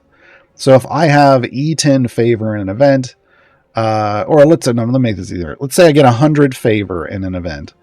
If my gold was normally dropping 1 gold per kill on area 1, I would take that 1 gold, I would times it by my 100 favor, and I'd be getting 100 gold on area 1. Right, so the higher you get, it turns into a direct multiplier against your gold. The gold drops. The higher you get it, the more gold you get, which means the sooner you can level up your champions or add them to the formation, and the higher you can level them up compared to the relative area. That's one of the things. It's the first thing you do to get power in any campaign is earn favor, because it gets you more gold. That gold lets you upgrade your champions more. That lets you push further. That lets you earn more gold, which turns into more favor, and it's a feedback loop. Now, in your actual main campaigns, like here's Sword Coast, that's Torm's favor. Main campaigns have blessings. and there's up to 5 tiers of blessings, and you go in and you spend some of that favor on these blessings, which is permanent damage bonuses, or permanent bonuses to all kinds of things. Just make sure your warnings are enabled. Make sure this checkbox is checked, because if you spend too much of your favor, the gain you're getting here isn't. If you spend too much of it, it's not worth what you're losing in gold find. As long as you have this checked, you're going to be okay. So just buy blessings often. Enjoy the power. These ones over here, like these on the left, if your UI shows it this way with 3 on the left and 1 on the right, the ones on the left are for this campaign only, Grand Tour of the Sword Coast. The one on the right works everywhere. So in the campaigns, in events, in time gates, in trials, in split the party, everywhere. So those are the 2 uses for favor. In an event, the favor is just for gold find. When the event ends, the amount of favor you earned, you'll get as a multiplier bonus against your main campaign. So if you get E10 favor in the event, for every order of magnitude, that's the E numbers, E01, it's a 10% multiplier. So you'll get 100% more favor in your campaign of your choice once the event ends, and you get to choose where it goes. D2 Crafty One, who's a better support character, Kent or Antreus? Antreus, definitively. Antreus has a multiplicatively stacking ability with pre-stack multipliers coming from itemization and feats that makes them OP as long as you build the stacks. Kent does not have that. Kuradila, I have a very important question. What are the game mechanics?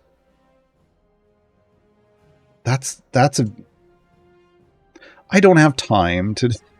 I've got guides for that. Here's the best answer to that. Here you go. Here's a list, or here's a link to my guides over on the Idle Champions subreddit. The bot will put it in a moment. There it is. I have over 140 active guides for this game that go over the vast majority of the game mechanics, but game mechanics is an all-encompassing term. That's an all-encompassing term. I do long shows, but I do long shows, but not that long. If you'd rather watch videos about it, this show, Gaarawarr's Guide, the tutorial show, has a YouTube archive on the Cena Games channel, where you can watch me explain all kinds of game mechanics. Every show I've ever done is archived there for this tutorial show. Your other more specific question was, how do I know where to best place the minion? And by minion, you mean champion. These are champions, I'm guessing. Unless you're talking about familiars, we got to use the right terminology. I'm not really sure what's going on there. Where best to place the champion? It depends on the champion. Again, I've got guides for that. You're going to want to read, start with Formations 101. My Formations 101 guide. That's going to tell you how best, it's going to help you learn how to teach yourself to build a formation, because every champion functions in a different way. So where they want to go is different. Canadian Helmus, I think I've learned more about the game in the last 15 minutes than I have in the last year playing on my own. Thanks. You're welcome. That's why I'm here. Come to these streams. Come to my streams. Go to Mars's streams. Go to Sean's streams. We're tending to be the ones that are trying to help give explanations, but, Cloner, where can I enable more patron maps for influence? All mine only give like E45, and there's no way I can buy all the perks with that. So I think what you mean by patron maps is patron variants. And the only way to get a patron variant is to do the regular variant first. So if you need more patron variants, you just need to do more variants in a regular campaign.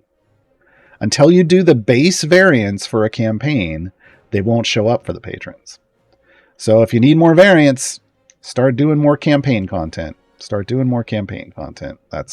only way you're going to get them.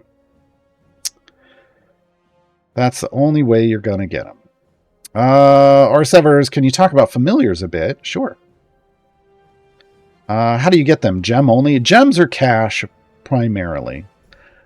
In the rarest situation, we've had some given away for free. Like, If you were on Steam, you got a unique familiar, exclusive familiar, at least for the next 6 months. That you could only get it through through the Steam DLC. But that's rare. Most of the time, you're going to get them in the gem shop. So you come to the shop, you go to the gem icon, and there will be a familiar like Jeremy, the baby tiger, that you can buy for gems. Different gem values. I don't necessarily recommend, like the only one I recommend saving up for is your mage hand, their very first one, 250 gems. Because after you do the tutorial, you do like the cursed farmer, and then you usually by then you've got 250 gems. Sure.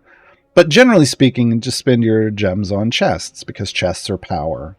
Chests have power in them. Familiars are quality of life features. Now, if you've been doing a lot of runs and you come over and you go, oh, I've forgotten to buy stuff, and you come over to the gem shop and you have enough gems to buy a familiar, buy the familiar. Because normally, while you don't want to save up for them, if you can afford it, if you're already there, buy it. Buy it.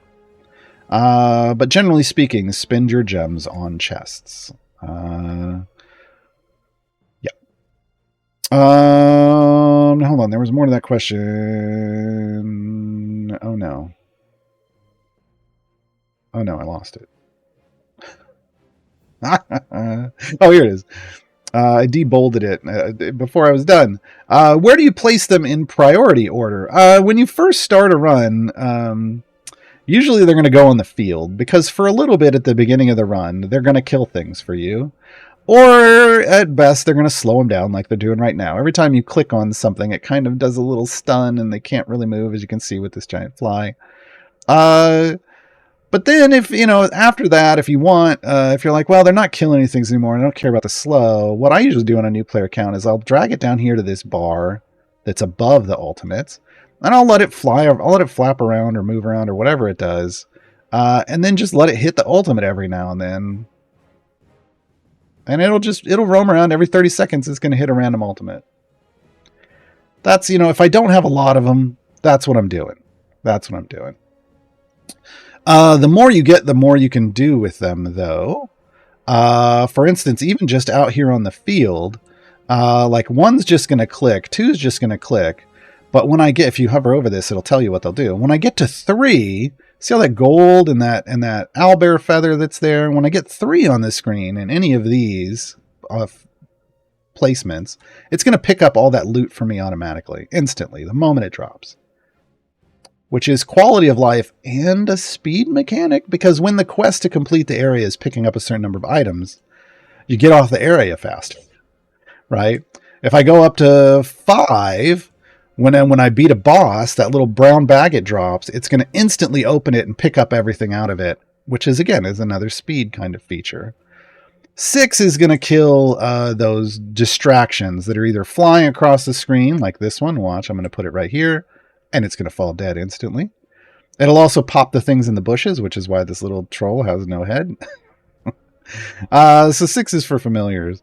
But anywhere you see a little white square, you can put a familiar, including up here on the auto progress, which is a rare place to put it. It's a newer feature. And also including in the potion manager, if you want to use potions automatically, if you put one on this small potion, every time that small potion runs out, it'll pop a new small potion. I don't use these, but there's a reason for them.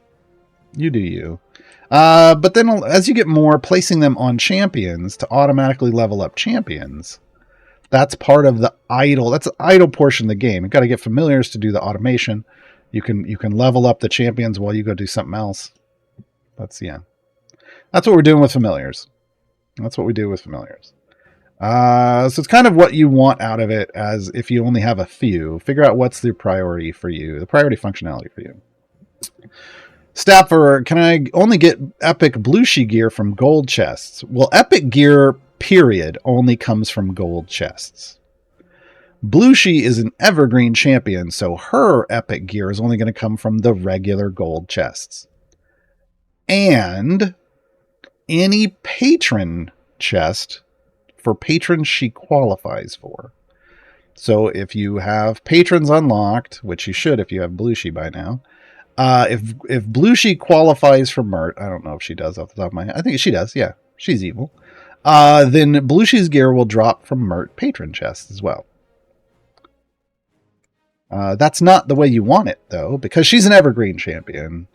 It is easier usually to come by gems to buy regular gold chests to gear up your evergreen champion than it usually is to come by influence to gear up. Usually you want to pop patron chests for event champions and just spend your gems on champions like Blue Sheet. Meme Cab, what's the highest legendary item level on one of your characters? 10. My goal was to get to 10 and stop with the groups of people that I was trying to get to 10. And I'm not there on all of them. I think I might have like 4 or 5 at 10. I don't know. I'm lazy. I can beat all the content in the game without leveling up my legendaries, so I kind of stopped leveling them up. Stev, how are you getting so many gems? I gem farm. There's a couple different ways to gem farm in the game. How many gems you'll get out of it is based off your progress in the game. A new player couldn't gem farm the way I gem farm without spending a lot of cash. You'll get there eventually, but there are speed champions in the game that'll help you complete areas faster. Completing areas faster means you're earning gems faster. And there's a Modron core that's faster. There's specific champion setups for gem farming that is ridiculous, and I use one of those. But early on as a new player, the fastest way to earn lots of gems is to just complete those adventures. Skip the variants. Literally, just don't do variants unless it makes you in regular campaigns. Just do these storyline adventures. Push through those. The only variants you really want to do are if you're required to get an evergreen champion. That's going to earn you gems the fastest. Daitanyayu, how many familiars would you recommend purchasing before spending on gold chests? Oh, just that mage hand. Whether or not you buy gold chests with your gems determines on whether your gear is up to green or higher yet. You buy silvers before that when you're brand new. Again, it's the same gearing recommendations for efficiency, because you can buy 10 silver chests for the cost of 1 gold. It's better to have 10 white or green items spread across the champions you're using than to have 1 green or blue from a gold chest. So again, it's shooting up those kind of priorities. I'm going to try to do these quick because I'm running out of time. T5 Cats, if you have 3 backgrounds doing them.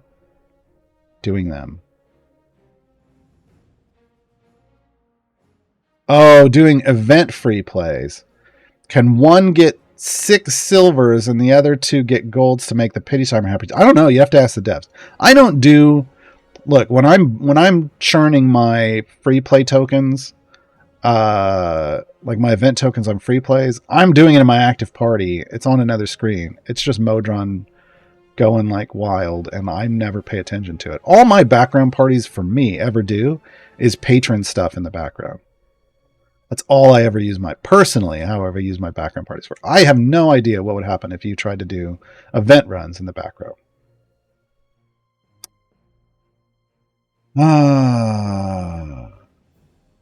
If you did 3 free plays for 1 champion, got silvers, then did a free play for a different champion, would going back to the first champion get you a gold on the next free play? Yes. Because again, every specific champion has their own pity timer. You can't just go Astarion, Corazon, Dobb, and now I want a Dobb. I'm going to go back to Dobb because I want a gold on Dobb. That's not how it works. It's each champion has their own pity timer. Firemire, as a new player, should I buy silver chests or save up for golds? Again, it depends on what the gear on your champions is. So if your core champions like Brunor, Celeste, Niali, those are your starter champions that you're using when you start the game. So non-event champions. If they have empty slots, white slots, you need to keep opening. So you need to keep buying silver chests until they have at least green or better gear. Okay, once all of those champions have green or better gear, then you can start opening. Then you would switch to buying gold chests, because those upgrade rules I was talking about for event champions apply to regular champions too. So silver's up until green, Then start popping the golds, because those are going to get you those guaranteed blues. There's no reason to spend the more currency to get a green that you could have gotten from a silver chest. So yeah, once you've got at least green or better gear, then you need to be just buying golds. Now again, that's just your core champions. That's your core and evergreen. So the starting 12 champions, so Bruenor through Archon, those free champions that the game gives you right away. And then any evergreens like Hitch, if you unlocked Hitch from the newsletter, sign up for the newsletter right here in the menu. You will unlock Hitch. Hitch is an evergreen. Any evergreen champions that are unlockable in-game like this at any time outside of events, they will gear up out of those same regular silver and gold chests. Yeah. All right. We answered all the questions. All the ones I have in my document, at least. Now remember, I saw a question come through, but it didn't have question colon in front of it, so it didn't end up in my document. There it is. Gulianis, you got to put question colon in front of it to make sure that it's prioritized. I'm going to answer this because I ran out. How do I get more owlbear feathers? You wait. It is a time-based drop. So go back. The VOD for this show is going to be here on Twitch right after I'm done. Go back and watch the VOD because I go over all that. It's event tokens. Owlbear feathers are time-based drops. You just got to be doing runs. They're going to drop one every 25 seconds. One every 25 seconds. Okay, I'm going to do one more question, but this is it because we're out of time. Ike, as a brand new player, should I wait with time gate pieces until after I've unlocked all the campaign champions first? No. I found a guide by, I think, Gaar. That's me. That had priorities listed, but when should one do them? I'm that guy. I'm Gaarawarr. That's my guide. I'm that guy. Time gate pieces, you use them as you get them. During the season, these 5 season champions only cost 3 time gate pieces. So if you don't have them all yet, pick them up. Once you have all of them, then the rest of these cost 6 time gate pieces. So once you get 6 time gate pieces, go get one of these other champions. Now I can tell you right now, because the season is on, and once you get all 5 of the season champions, the next champion you want to get is Strongheart. This is Strongheart. Because he is a seasoned knight. He has an ability that boosts your season progress. So you want to get that. After that, there's a variety of other priorities, like on what champions you could get. But yeah, use them when you get them. Don't save them up. Krob, I didn't see an Evelyn question, so I don't know if your question had question colon in front of it. If it did, maybe we missed it.